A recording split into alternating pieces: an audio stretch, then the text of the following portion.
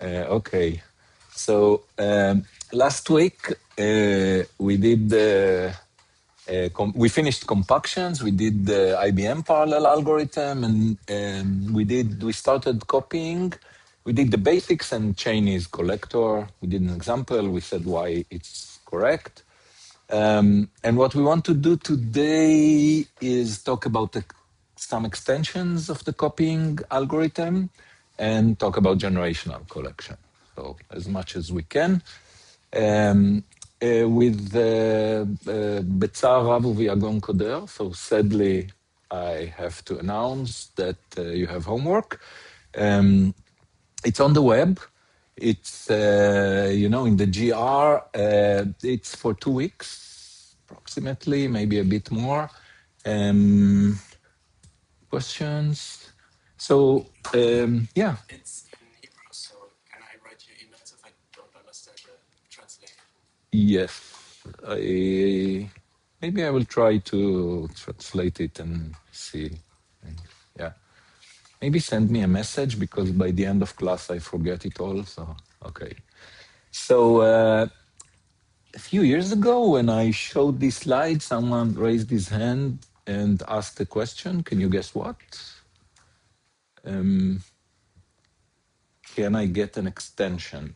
So I was wondering, how can you know, 2 weeks ahead of time that you will need an extension? But he knew. So and like I said, we are a bit under. We're limited in resources and we cannot handle all kinds of special needs. So what we're giving is you have 3 days for all the disasters that can happen. If you get really sick, stuff like that, you don't have to come to us. You have 3 days exactly for that, for all the semester. You can submit late, 3 days, it costs nothing. Beyond 3 days all over the semester, it will cost 10 points per day, per additional day. So just take it. We have it in the system. We know how much you're late. So in the end of the semester, we'll calculate if we need to reduce your grade. But you don't have to ask for special delays. This is except for Miluim. If you are on reserve duty, you will get more days in addition to these 3 days. Then let us know and send us the certificates and we will give you more days. Okay? Administration is done. Okay, cool. So we were talking on copying garbage collection, and just quick reminder, the heap is partitioned to 2 semi-spaces. One of the semi-spaces take all the allocations, and when it's exhausted, we move all the live objects, the garbage collection, we move all the live objects to the other semi-space, and this is called from space and to space.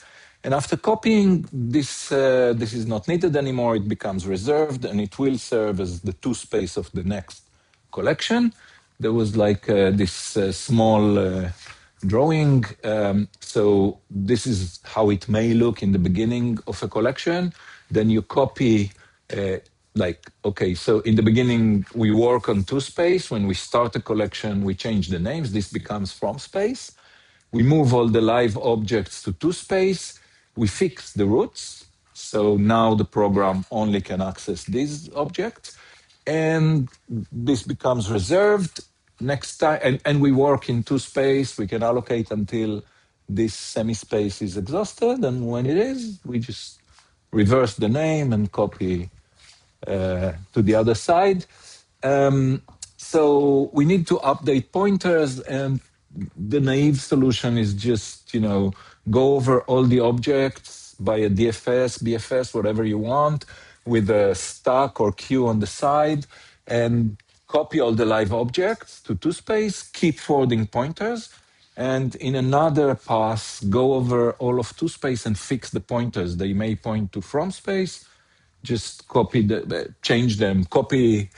Everything is copied, so you have forwarding pointers. All you have to do is whenever you have a pointer that points to from space, just make it point to two space. You have a forwarding address. You know how to fix any pointer. Um, so this naive implementation has two passes and a DFS with a mark stuck on the side. And Cheney said, uh, let's get rid of the second pass, let's do it with the first pass, and let's get rid of additional structures that we may need.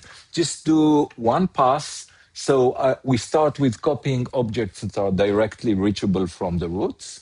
And then we just go over to space, and whenever we have a pointer referencing something in from space, we copy it. If it was already copied, we fix the pointer, and we keep a forwarding pointer, and we finish when all pointers in to space point to space.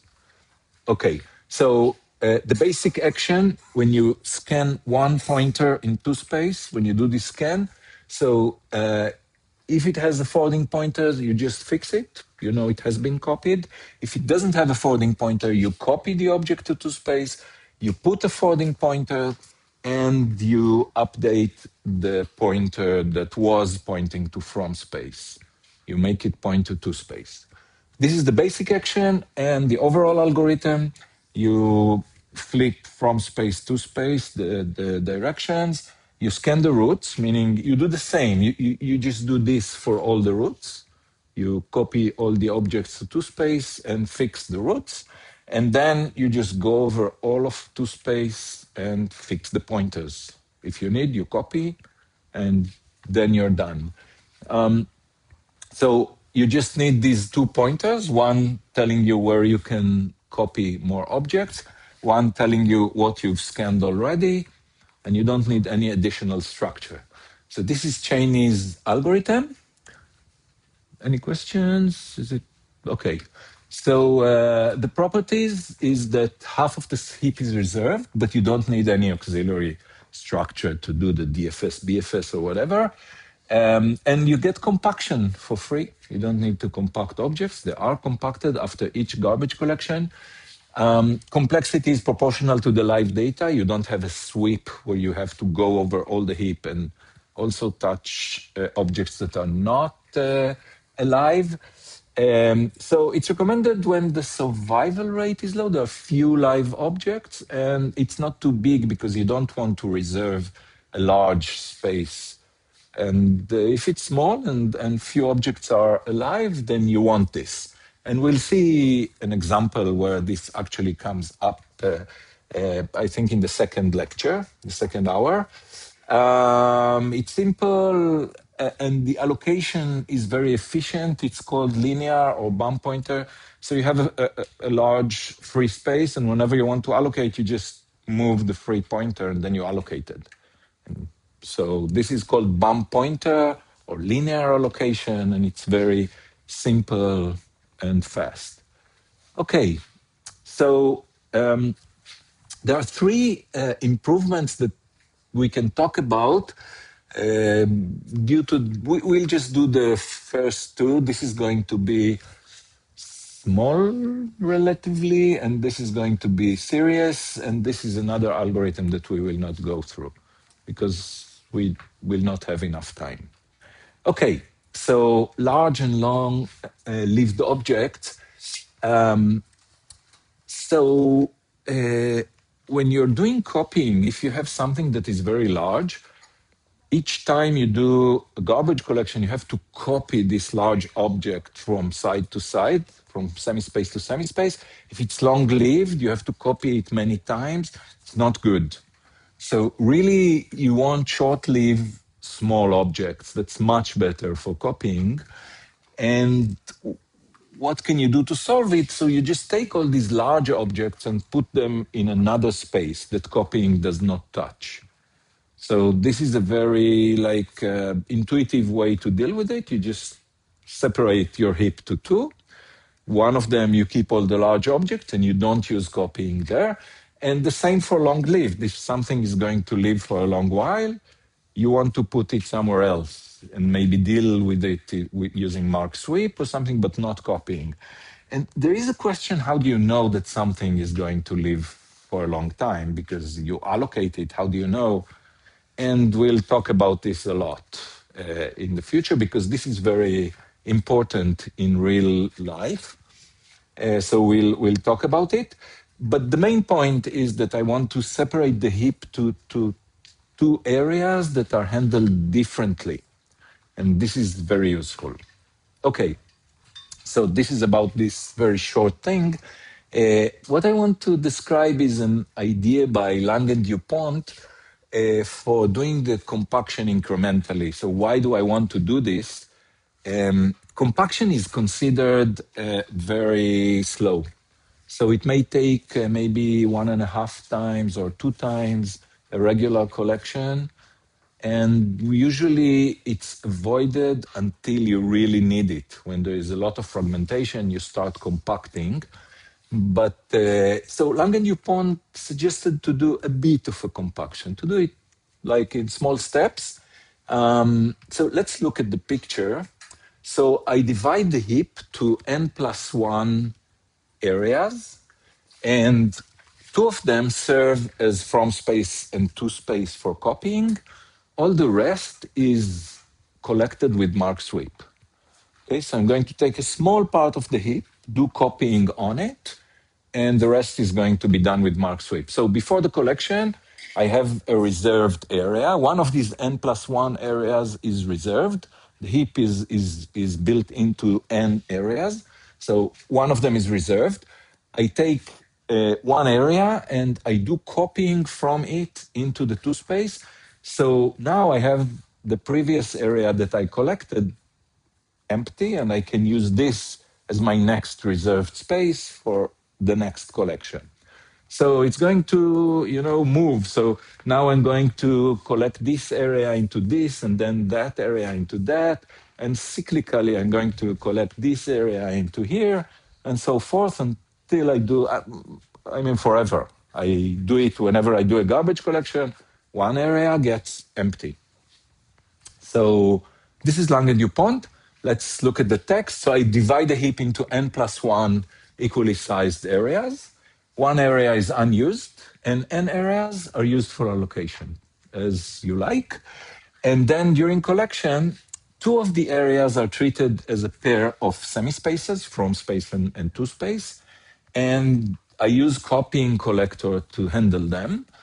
The rest of the heap is mark swept. So I use mark sweep to do them. And the pair of segments that I do copying on is rotated. So it goes on and all over the heap. Okay, so how do I do it? Segment I is free at the start, and I take segment I+1. This is going to be the from space, and I just move it to the to space. And I want to stress that I do it together. I do marks and sweep and copying together. How do I do it? Simultaneously. I don't do first the mark sweep and then copying, or the other way around. I just use a mark stack and I pop an object from it. Initially, I do the roots, and I pop an object. And for each child of this object, what I do, if the child is in the from space segment, which is a very specific segment that I'm now compacting into the free segment, then I mark it, I push it to the mark stack. Sorry, if it's not in the from space, then I just do what I do in mark sweep. Mark, push to mark stack. If it is in the from space, I do push it to the mark stack, but I don't mark it, I scan it. Okay, so what I do, I look at this pointer. If the referent, what it points to, is in from space, then if it's not copied, I copy it to space, I leave a forwarding pointer, and then I update this pointer to point to space. Okay, I'm in the middle of going through all the children. Each child, if it's in from space, I copy it and fix it to point to space. If it's not, then I just mark the child. So I do it simultaneously. Some of the children I consider to be copied. Some of the children I consider to be marked. And I just follow this according to where the children are when I scan an object. Okay, so after I do all of this, I finish my mark stack. I go through everything reachable. Then I sweep all the segments except these two that are playing the from space and to space. All the rest I sweep, and then I can move to the next area cyclically. Questions about Langen-Dupont? Okay. So the properties, I don't need any extra passes for compaction. I just do compaction each time of a different segment. After n collections, the whole heap has been compacted. Uh, each time I do another part of the heap, but all of it has been compacted, but the quality is low, right? Each time I copy, and then when I do the next copy in this condensed segment, holes are starting to emerge because things become unreachable when the program executes. Yeah. So the thing, why is it good? So I will compare it to Mark Sweep. I will compare it to copying. But the thing is that I use copying on a small part and Mark Sweep on most of the heap.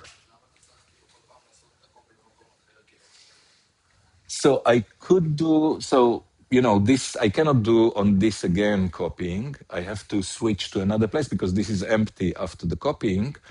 And it's good for me to move through the heap because whenever I do this to a space, I compact it.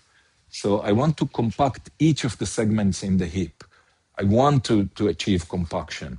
Even though it's incrementally and it's not one, all the heap moves to one space, each time I do this, I get some compaction of the live objects, which is good for me. That's why I want to go to rotate through all the segments.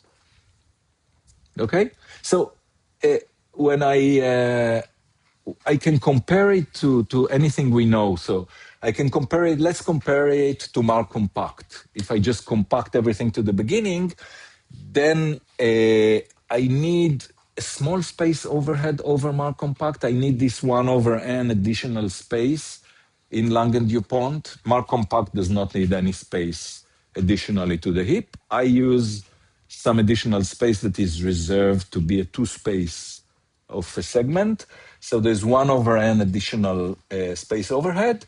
This is much more efficient because most of the heap is Mark Sweep. It's not Mark Compact, which is not efficient. Copying and Mark Sweep is efficient. Mark Compact is not. So it's a lot more efficient than Mark Compact.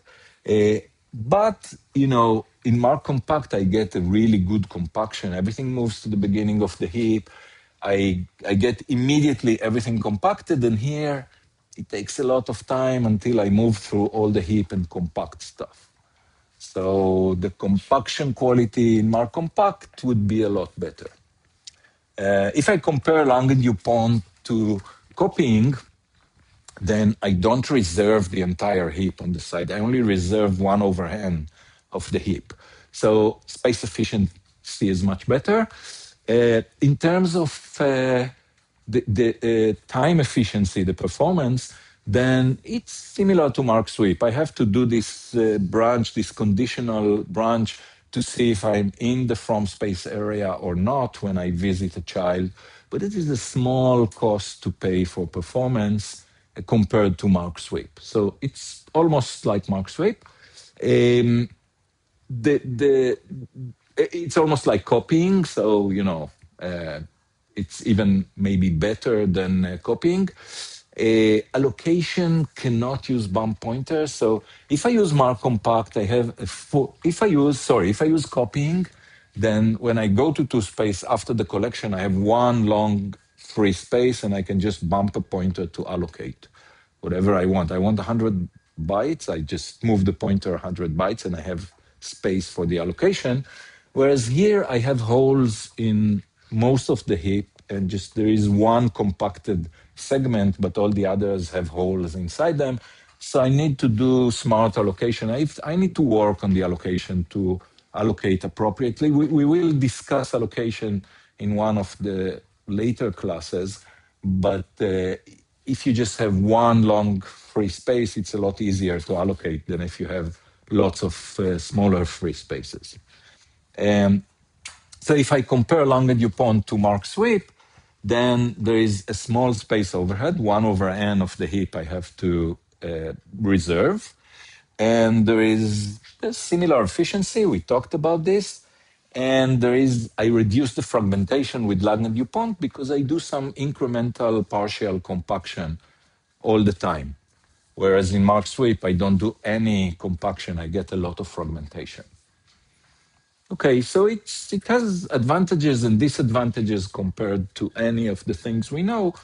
And you can use it if you want some, to improve over mark sweep in fragmentation or to improve over copying in the space you have to reserve and or to improve over mark compact in the time, in the performance that you lose with compaction.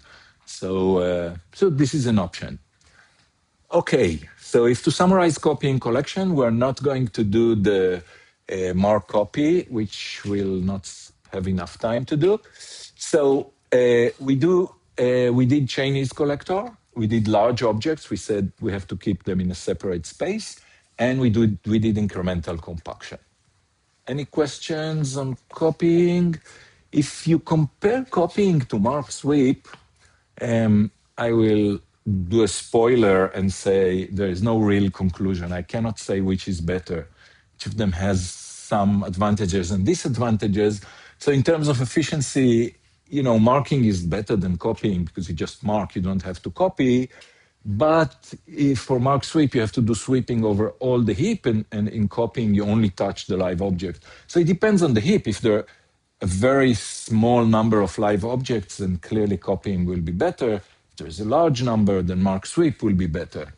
In space usage, so in copying, we waste a full semi-space, half of the heap is wasted. But in mark sweep, you have mark stack and mark bits that we have to keep. Usually, that's a smaller space overhead, but in extreme cases, this may compete. Fragmentation is much better in copying because you get compaction for free. In terms of cache behaviors, both of them are not so good. So copying moves everything to another space, and then it takes time for the program to get everything into the cache again. But mark sweep goes off the whole heap, so it really clears the cache from what it was before it started. So it kind of uses the cache, and when the program goes on to execute after mark sweep, then it will have to warm up the cache before it can get hits. So there's no real conclusion. Both of them are popular. Maybe 10 years ago, I would say that mark sweep won, but maybe today copying won. We'll see the modern collectors at the end. Okay, but most of them are used in some form of generational collectors, which is our next, which will be our next discussion in the next hour. Before that, we're going to do a more serious topic, which is like an introduction to concurrency. So we're going to talk about incremental, doing the copying incrementally.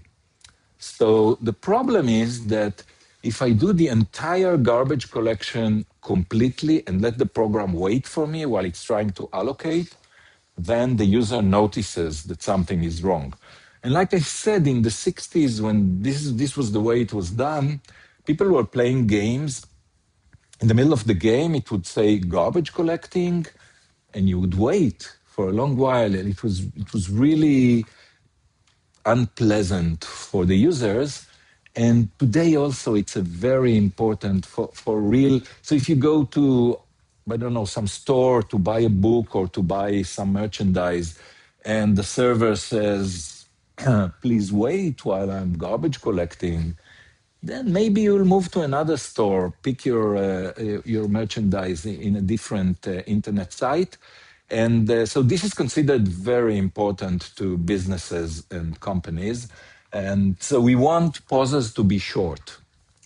And so response time, it's also for real times.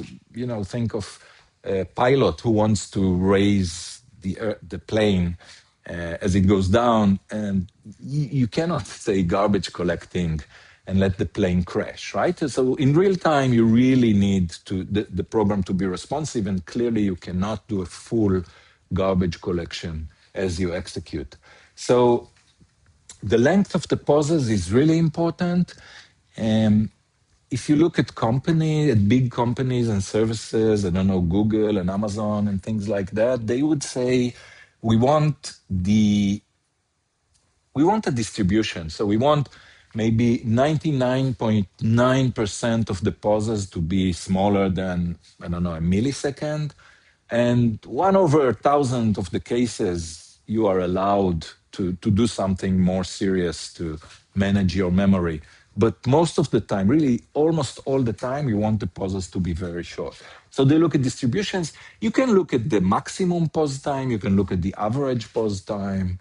But these are the things that companies look at. So we want to shorten the pause time. And the simplest thing you can say is instead of waiting for the garbage collector, if this is the time, right? So I let the program work and then stop it for garbage collection and then let the program work again. I can maybe break the garbage collection into small increments and let it advance until it finishes in some incremental way. Okay, so this is what is suggested by Baker.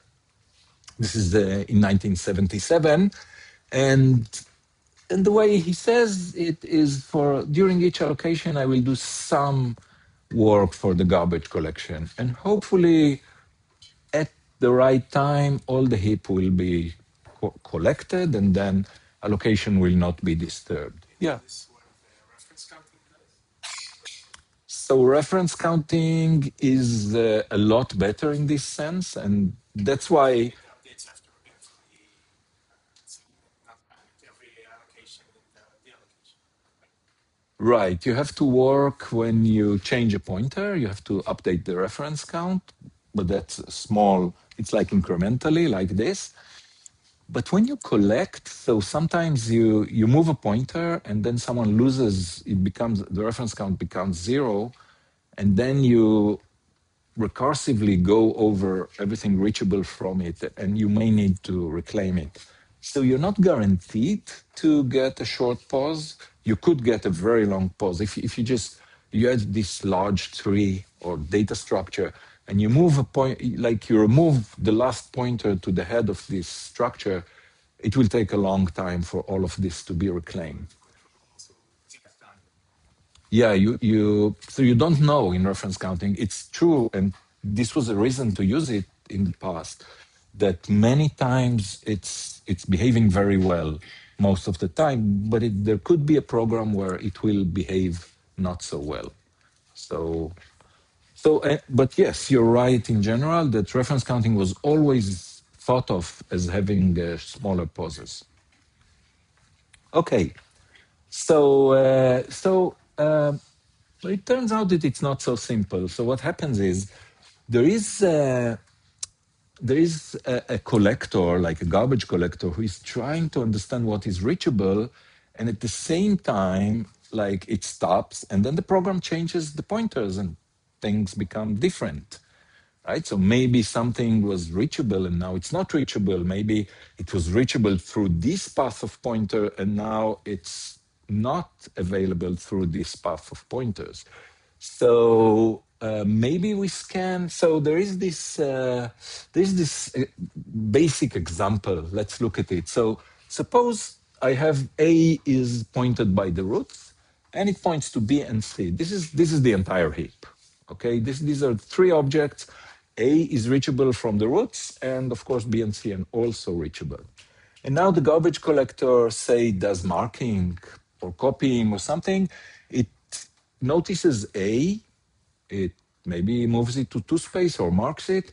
Then it goes to look at its children and mark them, but not yet looking at their children.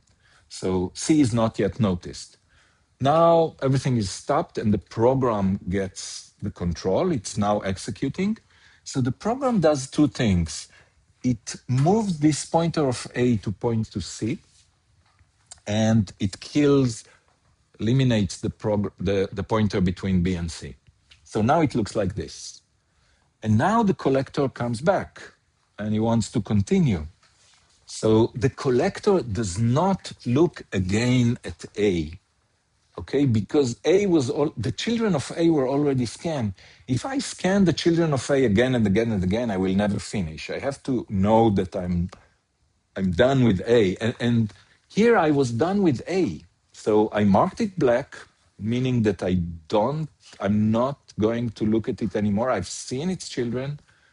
And when I come back here, you know, C is only reachable from A. I will not find it. So if I go to B and scan its children, there are no children. So I can make it black and say, I've seen its children, but I haven't seen C. And that is disastrous. So the fact that I'm going to reclaim an object that the program still uses, this is a real problem. This is a bug. The program is going to either crash or behave incorrectly. It's not going to end well. So we must avoid this. So just saying I will do some collection, then let the program change the graph, and then I will continue my collection, that doesn't work. There has to be some cooperation between the program and the collector. So the collector needs to know that things change. Cool. Okay. So let's talk about this black, gray, white thing. So we're going to always use this black, gray, and white, and we're going to use it in the discussion, and it's generally used in this world of memory management. So black is an object that the garbage collector has noticed. It has gone through its children's black because its children were noticed, were scanned. This is what black means. A gray object is an object that has been noted as reachable, but its children have not yet been scanned. Okay? So I have a black object whose children have been scanned, gray object whose children, maybe not all of them were scanned. I don't know that all its children were scanned. And white object is an object I haven't seen yet.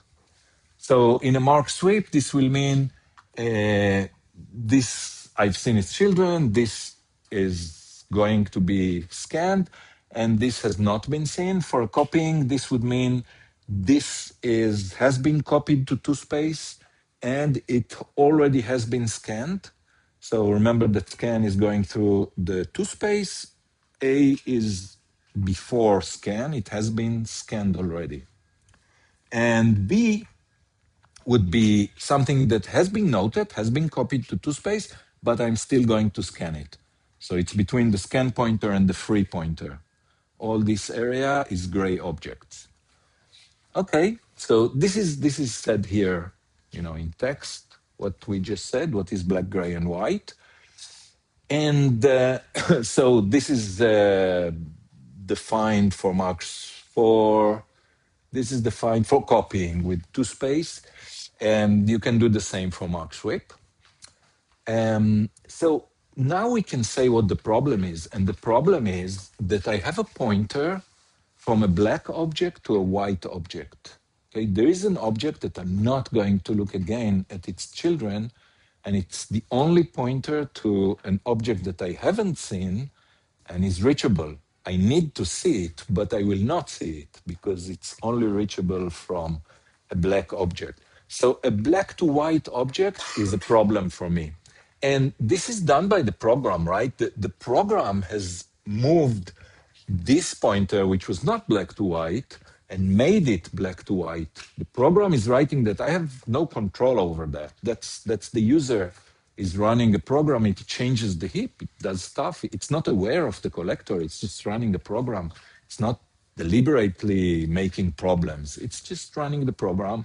This is what the program does. But for me as the collector, the fact that this pointer was created is not good. So I don't want pointers from black to white. Makes sense? Cool. Okay. Yeah.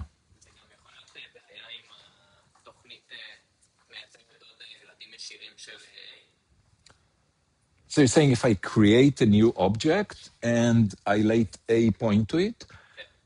Okay, so the question is if new objects are black or white, and we will discuss this. Actually, they will be black because they're alive and they have no children. If something has no children, it can be black, and I've noticed it. It can be black.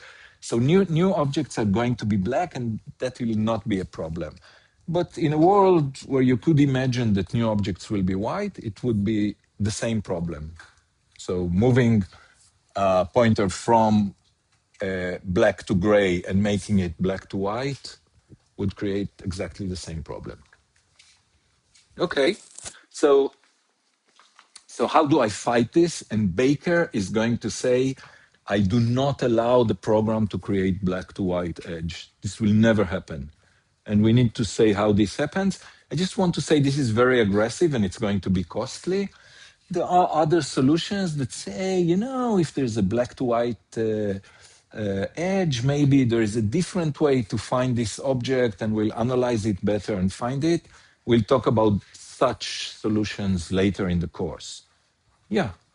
If you added like a dummy object that would, whenever you mark something black, everything else points to it as well, and then that would also, and then that for each. So I'd have a dummy object that does what? Whenever you paint, whenever you go for A and then you mark it black, everything that's pointed from it, everything else was All its children, you mean? I'm just Yeah. trying to think if you could have the object that would keep count of everything else that is in the chain, and then you'd know that would be know that it would work. Okay. הייתי יכול לעשות את זה, לא? אם אתה מכין את התוכנית אצל אובייקט שיצביע עכשיו על שיצביע עכשיו על C הפוך, כאילו garbage collector עדיין צריך לה... Okay, so what you're suggesting is when I do this, I will, so the program maybe will get some gray object to point to it to make sure I notice C eventually. Uh, this is very good in the sense that it's saying the program has to cooperate with the collector. It's a bit too much because what you could say is let's just mark this gray. If I make this pointer, I could say let's mark this gray, and then it would be enough. But the main idea is the program has to be involved in this and do something while it's changing pointers. We will talk about all kinds of solutions. Now I want to say what Baker had in mind. So the way Baker said, we will never have a black to white edge. And so what he said, so what does it mean? What can the program see? So the program only can see its roots. It can only directly access its roots. Now, in a high level language, you may think of all kinds of, A dot next, dot next, dot next. You could do a lot of all kinds of strange things with your code in a high level language, but eventually, when it gets to the low level language, what you do when you want to read an object, so you take your pointer, you look at it, and maybe you want to dereference another object that may point to other places. You bring it to a register. So you do a read, you load in your assembler.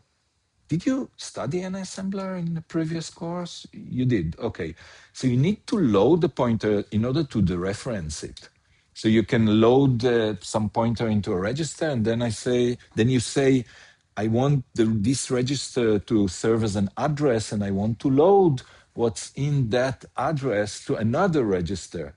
You cannot do all kinds of weird things that in a single instruction just goes over pointers all over the heap. You dereference in a single instruction, and what you can do is you can use all these temporary pointers, like your local pointers, to look into the heap, and then you can load stuff that is pointing at some other places in the heap, but you load it into your roots before you can do anything with it.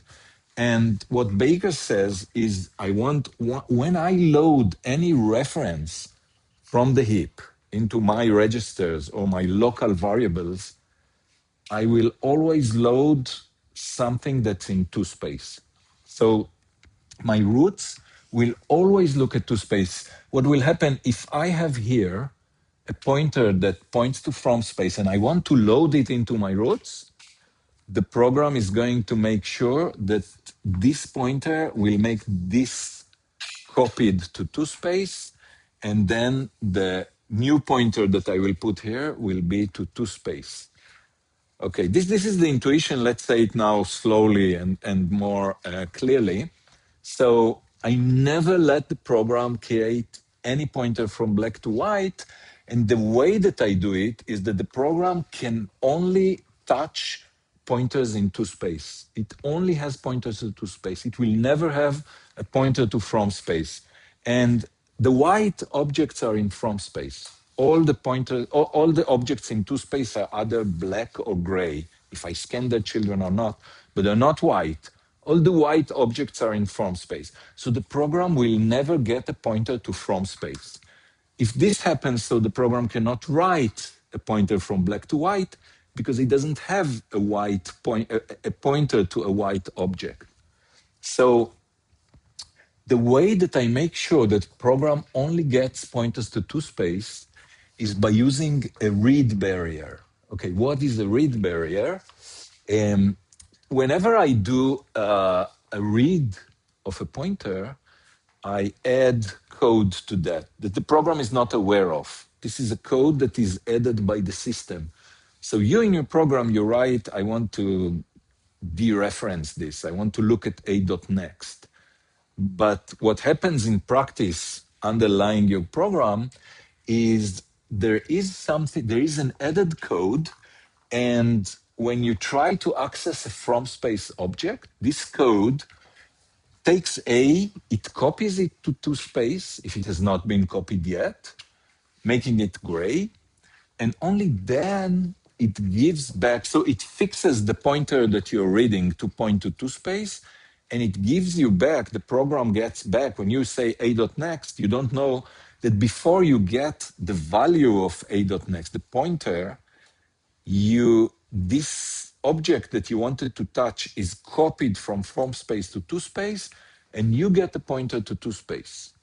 So all of this is done just because there was a read. So there is this what I call here a read barrier. Barriers are terms that are used differently in each area of computer science. But in memory management, when we say a barrier, there's a read barrier and there will be a write barrier. It means that when you want to do a read, I don't let you do the read without anything, like just let it run. I do something with each read. I kind of add code to the read, and it does something for me. This is like the cooperation between the program and the garbage collector. It's whenever you read, there is an added code. So this read barrier is like a piece of code that I execute whenever you read something in the heap. Okay? So this is a very important notion, the read barrier. Let's add the write barrier. It's simply the same for writes. So Baker is using a read barrier. It says that whenever you read something from the heap, there is a piece of code that is executed with it, and there will be a lot of collectors that will have a write barrier. Whenever you change a pointer, we will do something. We will make you do something additional to just changing the pointer. Okay, so, and for most collectors, almost all the collectors that we'll see, the barriers will only be for pointer updates. If you change an integer, we don't care. But if you change a pointer, we want to do something else in addition to changing the pointer. Okay, so what is Cheney doing? If you remember, Cheney copied all the roots to space, and then it starts scanning and moving things from space to the free space, if needed. And that's how it works. So, and the black objects are those that have been copied and scanned. The gray objects are objects that have been copied, but surely not yet scanned. And there is free space. I want to add another pointer, a third pointer. Because the collection is running together with the program, I need space to allocate, and allocation is going to be here. From T, it will go down the heap. So while I'm collecting, things are allocated at the end. And they will be black because they have no children, so I don't need to scan them when they're allocated. Okay, so I have 3 pointers instead of the 2 that Cheney had. I'm doing basically the same thing, but the program is allocating from there. It's black objects because they have no pointers, no children to scan when they're allocated. The collector copies stuff here, as it was in Cheney, and the collector scans these pointers to finish the gray stuff, the gray area between S and F, and the collection terminates when I'm done with all the gray area. I'm not scanning anymore. Okay, yeah. מה בעצם מאחורי ה-allocation מהסוף, רק הסדר של האובייקטים בזיכרון? So why am I allocating at the end and not, for example, here? Okay, so these are, I want to treat them as black objects, and I don't want to scan them. Because if you allocate an object, it has no children, you can treat it, it's alive, so it should be in 2 space, and it doesn't have children. So if I put it here, then like I want to scan only gray things, it will waste my time to have black things, and I also am not sure when I will finish. I will soon compute, make sure that I'm finishing on time, that I'm not, finishing all my space and I cannot finish the collection. So I need to know that I'm scanning. To be able to guarantee termination, I need to know that I'm not scanning black object in the middle of the garbage collection operation. Okay, so yeah. יש לי שאלות. אם איכשהו, לא יודע, נצא של התוכנה, של מה שיצרנו אובייקט חדש בצבע שחור, ואז גם לא יש עוד כאילו בצורה נוספת.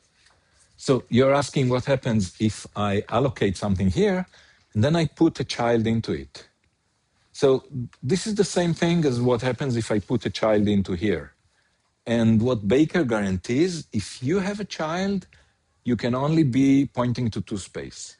So if you put a child here, I know because the read barrier only gives me pointers to 2 space, I will point into 2 space and I don't need to go over it and change it. It's guaranteed. It was allocated without pointers. If I put any pointer here, it will be a pointer to 2 space. So it's okay. I don't need to worry about that. יכול להיות שבהצעות החדשות אני איכשהו יוצר יותר זיכרון ממה שהיה קודם? The allocations would require space, but what do you mean create more space? אני אבטא יותר מדי דברים שיעבור את מה שהיה לפני זה בפורם ספייס, ואיכשהו אני אגמור אותם. This is a problem, yes. Maybe, I will allocate too many objects here and then I will not have space to copy stuff from space and then I'm dead. I have to worry about that, yes. Yeah. When the program tries to read a pointer from the from space, From here?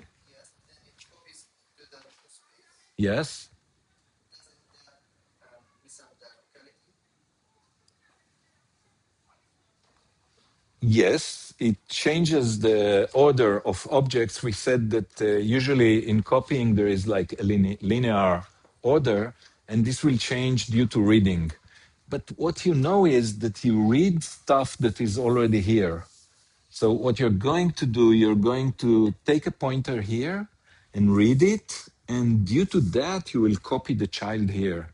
So it's not exactly linear as copying is defined, but it is also linear in the sense that you put a child near its parent.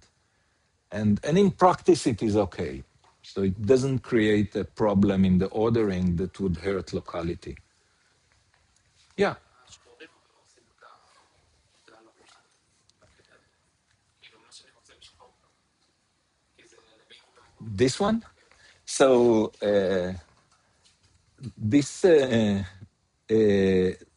so what happens here is I have allocation order. This is like the best I can have, right?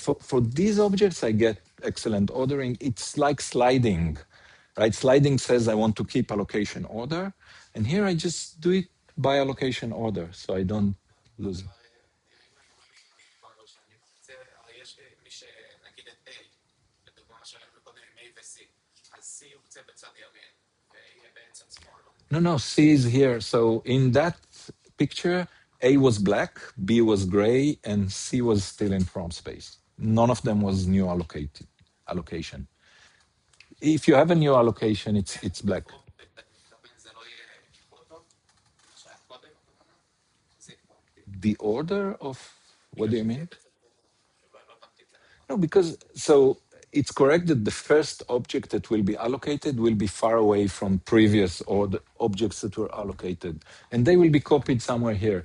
But the second object will be close to the object that was allocated before it, and all of these objects are going to be one next to each other. You're right that the first object is going to be far from the things that were allocated before it, but that's a small problem. Does not affect the performance or locality. Okay, cool. So let's do a break, and 32 will start again. Okay, so in the beginning of the, thank you. In the beginning of the collection, the collector flips from space into space. It scans all the objects pointed by the roots, puts them in the beginning, and then it puts S in the beginning, F in the beginning, F after the copied objects, that's the free space, and T at the end. And now the program root pointers only point to space, to the gray area. And now I'm doing small incremental work. Each time I'm getting some time as the collector. Once in a while, I get some work. I just go on scanning. So, there's something to scan. I go and scan a bit, and then I stop and let the program work. I go and scan, let the program work, and that's how it goes. So what does it mean to scan? I have a pointer here. I look. If it points to from space, there's no forwarding pointer, I will copy it here. I will put a forwarding pointer and change the pointer. If it is already copied, I only change the pointer. So this is the way I work. And then I update S that I scanned another pointer. And the program cooperates. First of all, it allocates here, so it knows there is a collection running and it allocates there. And the read barrier, whenever it reads a pointer, it checks if it is in from space and it just copies it here and changes the pointer to point here and only uses that. So all the pointers that the program see are always in to space, either here or here, but only into space. And if the pointer is already into space, the read can continue as usual. Cool. So okay, so this just says all of that. Questions about this? So the collector works incrementally. Each time it reads something, the program helps. Yeah. בין ה-to space ל-from space, כל פעם, בכל מקטע קטן של המשקל. No, the flip is only in the beginning. So what happens, all of this red thing is happening without any break. So when the collector begins, the program stops for a while to do this. This is the longest pause, probably. After that, you can determine the length of the pause. You can just decide how many you want to scan. So you're right, we should look at this to see that it's not too long. And what happens here, okay, flipping from space into space is nothing. It's just calling them the right way. But I have to go over all the roots and scan the root pointers. So I have to put them, I just have to copy them into to space in the beginning. I don't need to scan the children, but I just need to put the objects here and put the forwarding pointers in from space. So there is some work here. It is generally assumed that the roots are small. The number of roots is small. It's like, in each method that I run, there are some roots. The heap could be billion objects. The roots would be maybe 100 pointers. That would be normal, 1,000 if you want, but very small compared to the size of the heap.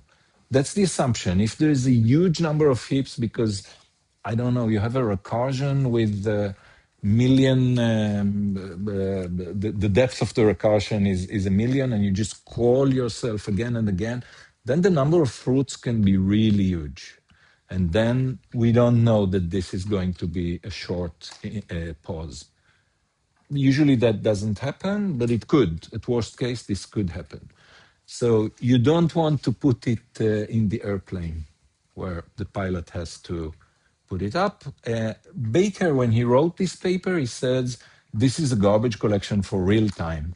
But today people do not think this is the case. So you don't do that. And when you copy an object, if you have a huge object, that also is a problem. You have to copy it. That takes time. So that creates a pause that's not bounded. If you have a really huge object that you're going to copy from space to space, you cannot stop in the middle and let the program work. You need to finish copying. So there are things that may create a pause in Baker's thing. First, the beginning of the collection, and also copying large objects. And so it's not good for real time, really, but it's in the right direction. Okay, so cooperation of the program, and then the question is who runs the collector? How does it happen really in practice?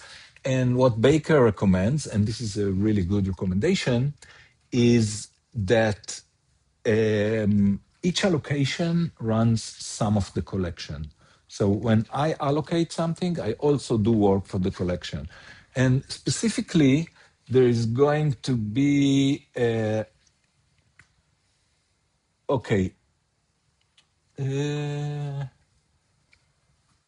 Let's okay. So maybe there will be a parameter k. So I'm going to in this slide.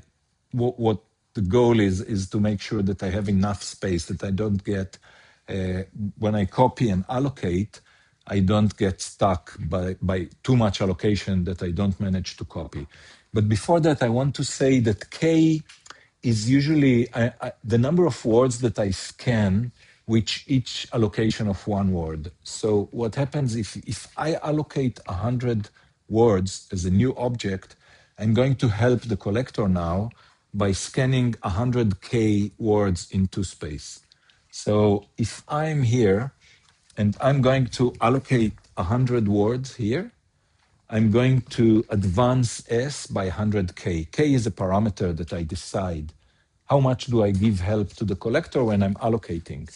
And this is good. This is why it's going to be good, because if I catch space here, I move S to the right direction. I'm going to proceed with the collection and hopefully be done before this space is done.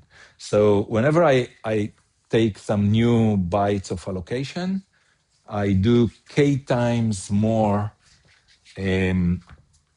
advances of the scan pointer. Okay, so this is how the collector is going to work. During each allocation, depending on how much space I allocate, I'm going to help the collector by a factor of k. So let's do the computation of why I'm never done here, of how I can make sure that I will not be stuck. Suppose I know the reachable space that the program is using. If I don't, it will be a problem and then I may get stuck. But suppose I know it, and so there is like a reachable space. Like we said, if the Technion has 15,000 students, it's not going to change dramatically next year. So there is kind of understanding of how much reachable space I need in order to operate this program. So I let's call it R. This is the space that I really need to work with while I'm running the program. K is the factor that I've decided. So whenever I allocate some words, I'm going for each allocation of one word, I'm going to do K word scan. So I allocate one word, I scan K words in for the collector. And so when does copying terminate? So in order to terminate, I have to scan R words. R is the space that I have to copy from space. This is the live space that I'm using. So after I allocate R over K words, I scan R words because I'm using, for each word that I allocate, I do K words of scan. So if I want to finish R words of scan, R over K words of allocation will give me that. So copying terminates after R over K words are allocated, and it's important for me that I don't need to scan these. These are allocated black, they're alive, they don't have any children, I don't need to scan them. So it's important in this computation. So what is the space that I need in space? So I need space to copy everything from space, that's R, and I need space for this R over K allocation. So this is the space that I need to not get stuck. If I have more than that, I will be okay. And usually I take, you know, a bit more than that in order to make sure that if there is some point in the program where it needs a bit more space, I will not get stuck. If R increases dynamically, you know, periodically, then I take some more than that. But if R is really a good bound on the number of reachable space, then this would be good. So what will happen?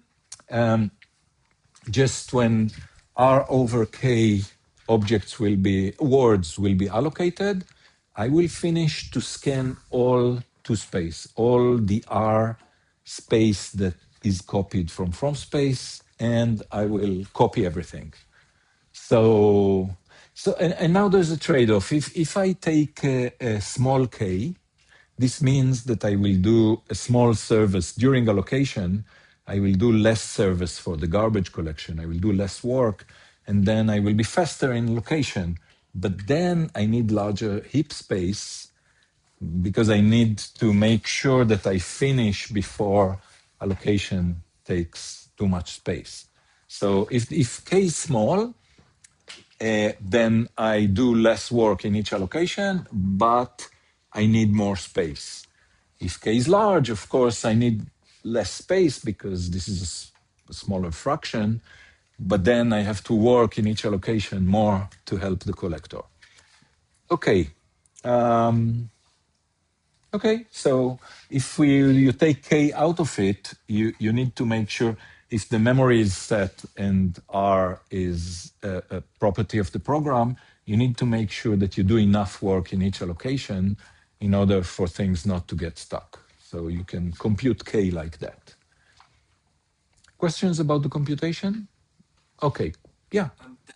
Take into account if the program tries to read something from space, right? Because that will be copied. In from space I have R occupied space, real live space that is there. So I don't care who copies it. It will be copied.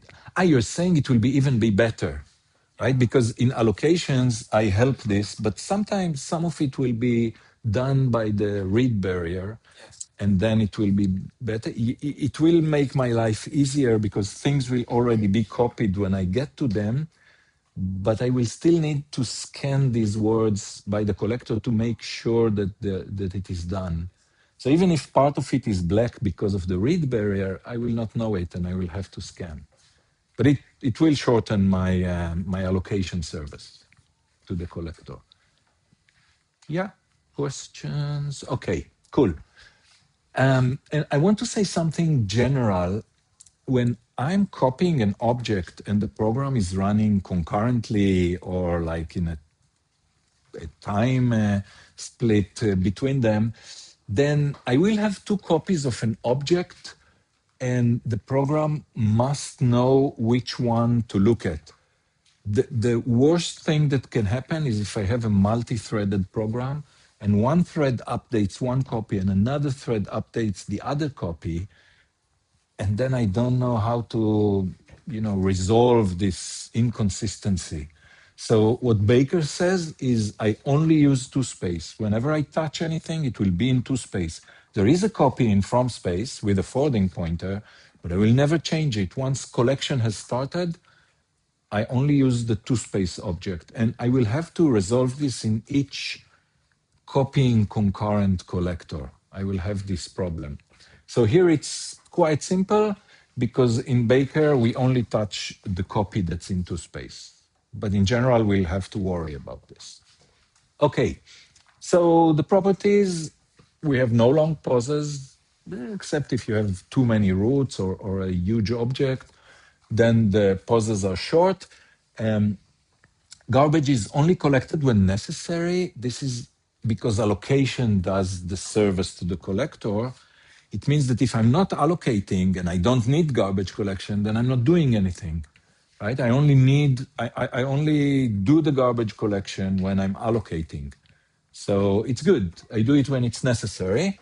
The bad thing is the read barrier, which at that time added a lot of work and high overhead and like lower performance.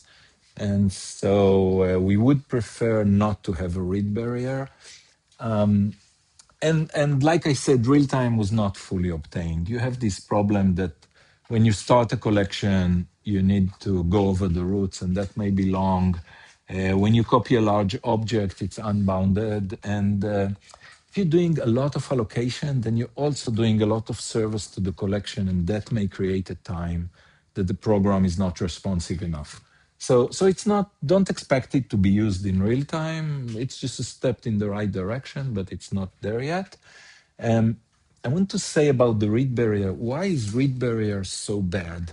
It's well, reads are more often than writes. They are done more than writes. So if you think, if you're going over a skip list or a tree and you're looking for a place and you want to change, you want to insert a new node, you go over log n nodes until you get to the place that you want to change, and then you do one modification to change it. Sometimes you have to balance, so you do some more, but expected number of balances is also constant. So basically, you can go over a lot of reads to do a single write, and more than that, many times you just want to read. So you put a student into the Technion database, and then many times you're going to access it to check, what is grades, what is I don't know, whatever you need to do. You have to produce some transcript for the student.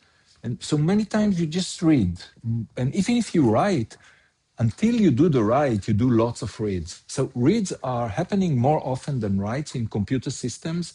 And so overloading the reads with additional code is considered expensive and costly.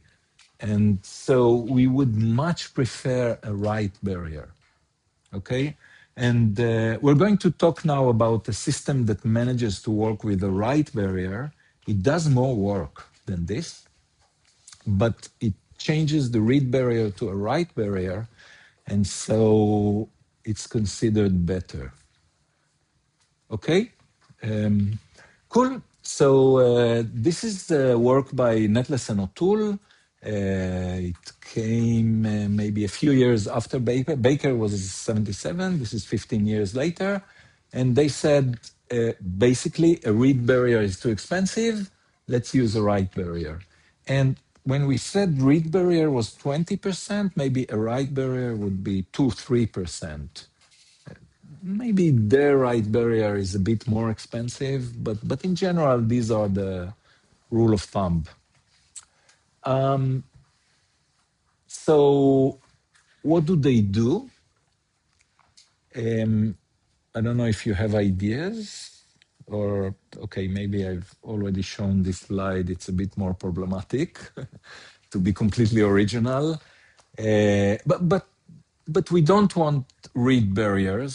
So what they suggest is that you copy everything in the background from so in with Baker you only looked at two space and you worked on two space. You could not touch from space and change it. With this algorithm you only touch from space. You do not see two space, you do not look at it, you do not uh, change anything in two space. You only access from space.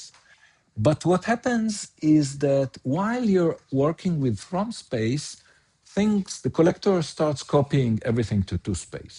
It just does chainy. You're working with from space and things are starting to move to two space. And when you finish copying, then the roots are going to change to look at two space, and then the program can work with two space. Okay? Do you see a problem with this? They just let the program work on from space freely with no problem, and I copy stuff to space. What could go wrong? Yeah. Well, yeah, function writes into from space, and that from space object has already functional. Right, exactly. So suppose I copied an object and now I change it. The change is not reflected in two space. And when I move to work in two space, I will not see this change. This is bad. Programs are not going to work correctly like this. Okay, exactly. So this is the problem, and the solution is going to come with the right barrier. So when I change anything in from space, I will tell the collector, I'm changing something, you have to do it also in two space. Okay, and that's the way it's going to work. So there will be a mutation log. Each change I do in from space, I tell the collector about it in a log that in which I tell about all the mutations that I do. And the collector takes all these things and do it into space. And can be done really easily with integers and any data elements. I can just put them into space. When I change a pointer, there is some work to be done. So I'm in from space, all the pointers are to from space, and I want in two space to have all the pointers to two space. So when I change a pointer in from space, then I write a pointer in from space, and the collector needs to copy it to two space. So it checks what it's pointing to. If the referent is already copied to two space, then I just update the pointer. But if it's not, then I do all the work that's needed to make the pointer point to two space. I take the object that's referenced, I copy it, I set a forwarding address, and I update the pointer. Now, there is something that is not said here. This forwarding address, in all our copying things, we said, I don't need the from space object. I can put a forwarding address on the header and it will be okay because I'm not using this. Now I am using from space while the collector works. And so there has to be a separate field with a forwarding address. There is some cost in space. I need to have a separate field. I cannot destroy the from space object because it is being used while I'm doing the copying. So there will be a special field in which I will put the forwarding address, and and there I will always have the forwarding address for anything that has been copied. That's what it says here, and this is the algorithm. Questions? Okay, cool. So, okay, so another problem. It's termination. Why is there a problem of termination? So what does the collector do? While the program is working, it's copying objects, and then it's doing the mutation log. So it's saying, okay, this has been changed. I'm going to change it also into space. This has been changing from space. I'm going to change it also into space. Why does that not end? Or does it?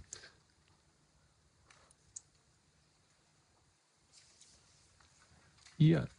צריך לסיים את כל השינויים לפני שאני, כאילו, צריך לבצע את כל השינויים כדי שישתמשו לעבוד על הסביבה הנכונה. Right? Exactly. I have to finish all the mutation log, right? And if I have to finish all the mutation log, I,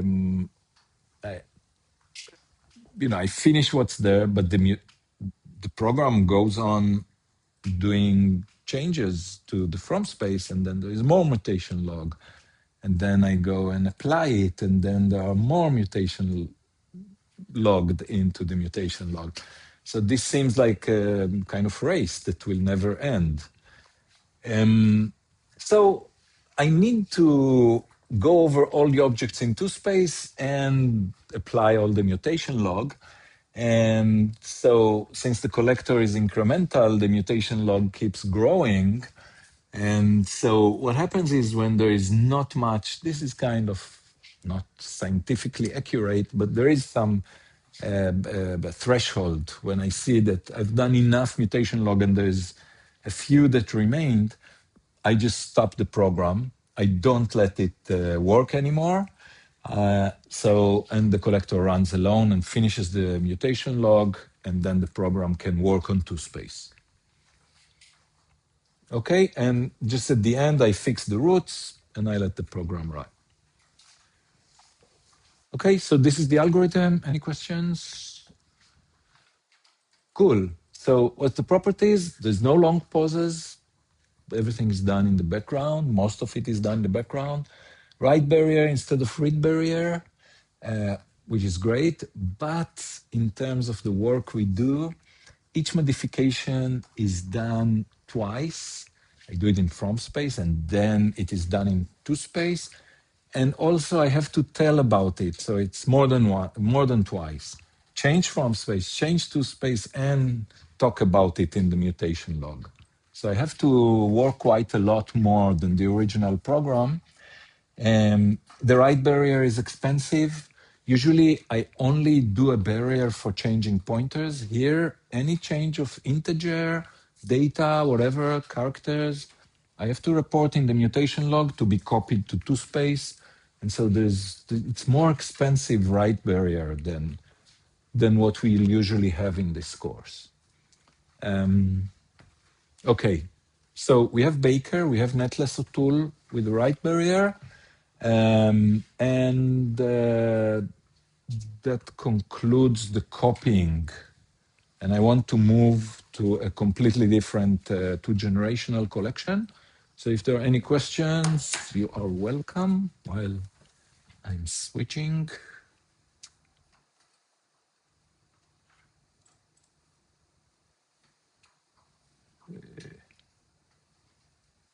No questions. Okay. So generational garbage collection, the notion of generation, like the algorithm that uses generations is very, very widely used. So it's really useful for doing memory management and garbage collection. Generational can be, from two different meanings. It could be generated, and it could be generations like, grandparent, parent, and child. And here we mean the second. We mean that there are several generations. And it was suggested independently. There's always like this race between the East Coast and the West Coast. These guys were in MIT, and he was in Berkeley. And they did it concurrently, they did it independently. And they managed to publish first, but they did not implement it. And implementation takes time and is considered important in this area. And so even though Angar published it a year later, his publication is considered independent. And so I bring here cars in all kinds of generations. I used to bring a picture of my father, me, and my daughter, but soon you'll understand why it's not a good idea. So people told me you cannot do this. Soon you will understand why. So what's going on here? First, David Angar. He's this guy, okay, that did actually implement it in Berkeley. It was part of his PhD. and he had a really great PhD. His PhD got a prize, the ACM prize, which is the highest for a PhD in computer science. He finished his PhD in Berkeley, and then he went for a job in Stanford. He stayed there for 5 years, and then he went to Sun. If you remember Sun, that they invented Java, mid-range computers, died when mid-range was not useful anymore. And then he moved to IBM. He was there for many years. He moved, I think he went to Google for, no, to Apple. He went to Apple for 5 more years before he retired. So the general thing that he said, like the basic property of programming languages, and this is like when you, so for example, when you do virtual memory, then you say programs have locality and I'm going to use it. I'm going to have this small memory with the recently used objects. I'm going to put them there, like in virtual memory or in cache. You use locality here. This is something, it's like locality. It's a property that most programs have. It's that most objects die young. Okay, so the generation of the young objects is a generation where you can find a lot of garbage. You can reclaim a lot of the objects. Now you can understand why I did a picture of me with my daughter was not a good idea in this, but yes, but she didn't die young. She's okay. She's around your age. She's doing fine, and so it's a it's a property that holds for most programs also today, and we want to use it. So how do we use it? We just split. We say we're going. So the way to use it is to separate. There is like young objects and old objects, and I know that in the young object space, lots of objects are dead. So I'm just going to spend my time there. I'm going to do reclamation there, and that's going to buy me a lot of reclamation and a lot of free space. And the old objects that do not die so fast, and most of them are still alive, I'm going to go to them, maybe less frequently. I'm going to check them if there's anyone dead there. And I want to say there is a stronger hypothesis that says that there is like a correlation, a very good correlation. If you're older, you have smaller chances to die.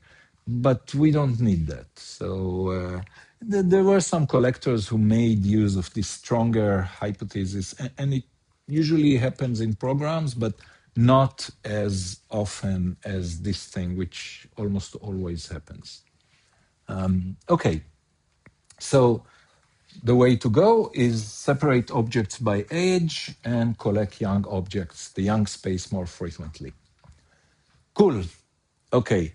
So generational garbage collection, which is very important, used everywhere, says I'm going to divide the heap into 2 or more generations, areas. Objects are always allocated in the first generation. That means that they're young if they were just allocated. And the youngest generation is collected very frequently because I know that there will be a lot of dead objects there and I will get benefit for working on them. And the objects that survive in the young generation long enough, they become older, they are moved, they are promoted, it is called, this is the word that is used here, they are moved to the space of the older generation. So that could be the second generation. And when I collect the second generation, if things survive for long enough, they are moved to the third generation and so forth.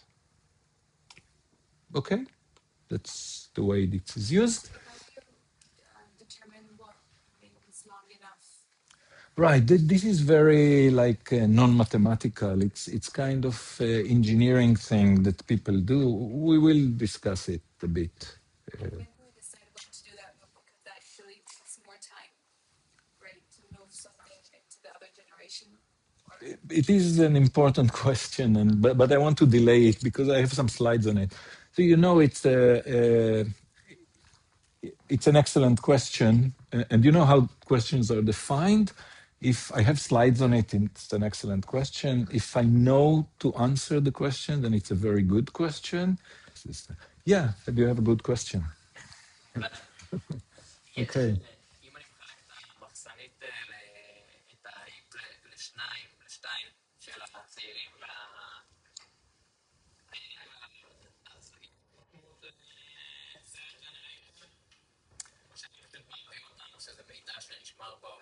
I could choose number of generations. I could choose. I could say, so some implementations did have a lot of generations. So this is an excellent question, not only good. Yeah. So some had 7 generations, but some had the dynamically changing numbers. I open generation, I close it. Today, most implementations have just two generations. There is young, there is old. Maybe old is not politically correct. You could say mature. No, it's nicer. But in general, there are 2 generations. One is young, and there's the other, which is not young. Yes. Okay. So this is about the number of generations. And then the advantages is, so first of all, most of it is short pauses. I want you to have in your head a picture of the heap where the old generation is large and the young generation is small. Okay, this is how it's usually done.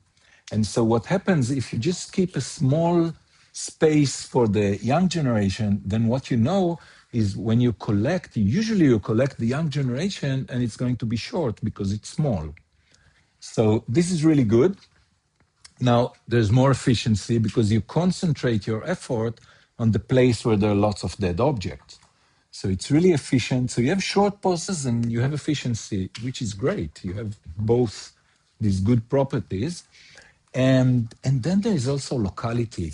So locality is really nice. What happens is, usually, this is also usually, I cannot claim it mathematically, but usually programs allocate objects and then they change them. They put stuff into them, they initiate them, and then they work on them a bit, and then they work on them less. So these things are touched less than these things. So there is a lot of work here by the program. And then when the collector comes, it also works on this. So there's like a small part of the heap that is, all the effort is concentrated on it by the program and the collector. And so this is really good for locality. Everything is looking at this small area of the young generation. Cool. Like if you were to have something thermal, that would be hot, and then the old. Exactly, yes. This is really hot. Everyone is touching it, and this is like cold. So it's really good to touch this. And both the program and the collector are now touching this with the generational collection. So this is really great, and it's actually useful in real life, and it's really used. Okay, so what do? Mark sweep or copying? So we said that copying is good if the space is small and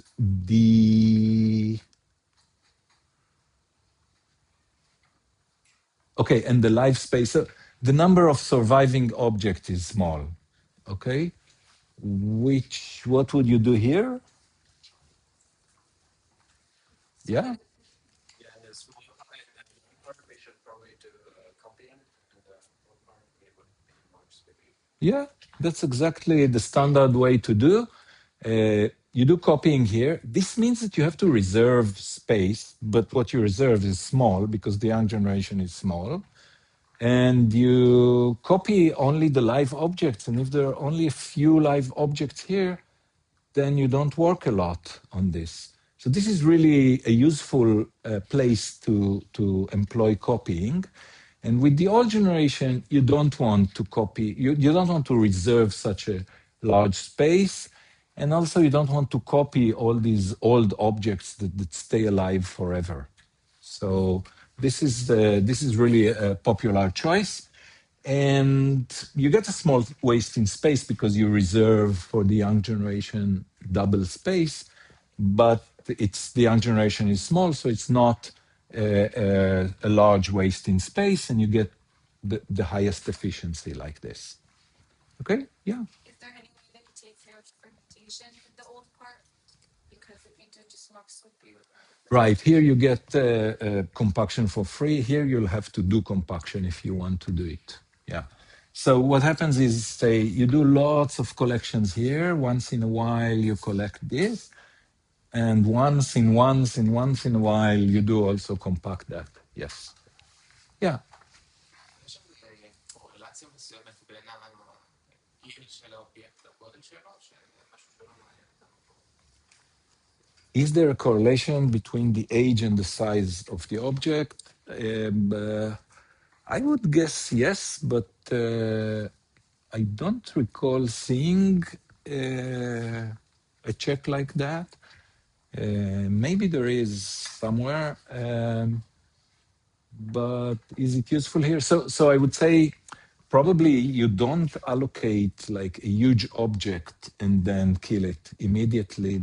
That I can imagine some, amateurs who would do that, but normally you don't expect in the young generation to have lots of large objects. They would be allocated and moved to the old. And usually, what you do in practice is you keep on the side a special place for large objects. They would normally stay for a while in the heap. Okay.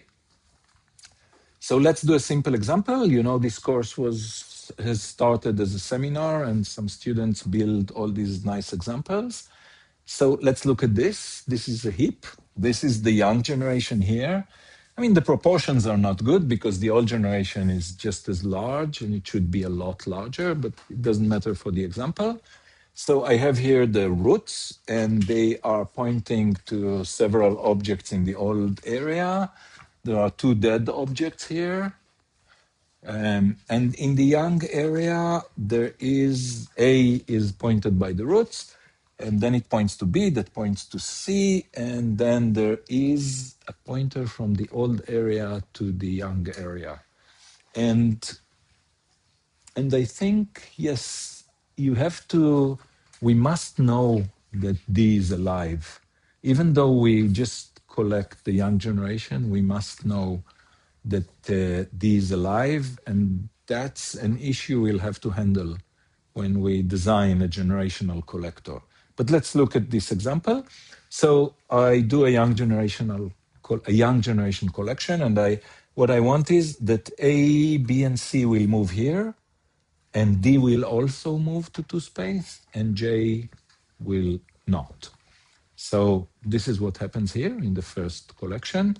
And now the program runs, and the program erases the pointer from A to B, and then the program allocates X and creates a pointer from A to X. And now a garbage collection kicks in and does another young generational collection. What do I expect? So I expect A to remain. What is dead here? B. B became dead. And so I want B to die. And suppose after you survive for two collections, you can be promoted. This is like a threshold that someone decides. So what I want now is A, C, and D survive two collections. They should move to the old generation. X should move to two space. So that's what's happening here. A, C, and D were promoted, and X was moved to two space. It's still in the young generation. Okay, this is just an example. But when do you mark it between I and H then? Right. So in this example, there is no collection of the old generation. This should happen occasionally, not too frequently, and then I will be able to reclaim I and H. Questions? Okay. You have more overheads being removed. charge it? How much copies it's a rank should be promoted? Yeah, I should handle that. I should handle this, pointers from the old to young. All of that I need to do, but it seems like we'll have to do it next week. So thank you very much. Don't forget homework and see you next week.